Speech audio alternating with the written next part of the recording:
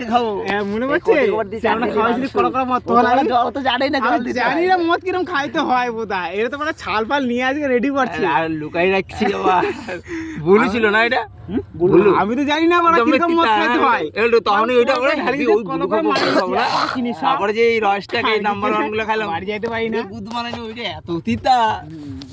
এ তোর দুদিন তো আমরা খাইছিলি বান্দা বলবি ভালো তারপরে যা বেকার চোদা লাগতো তারপরে এইগুলো খাওয়ার পরে ইয়া খাইতাম আমরা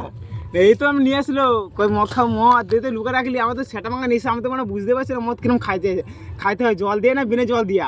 ঢাল গিয়েছি মার গিয়ে দিচ্ছি বোধহয় নিয়েছে সেটা মাঙ্গা নিশা মনে হচ্ছে প্যাকেটই কাদের ওখানে ওই যে তার কাছে ঘোড়ায় পুকুরে এখানে ঢুকে রাখি দিয়ে যে মানে মদের বোতলটা অবকাশি দা সব মনে হচ্ছে আমার খাইছে মনে আমার অবকাশি দা সব মনে আছে আমার দেখো খাচ্ছি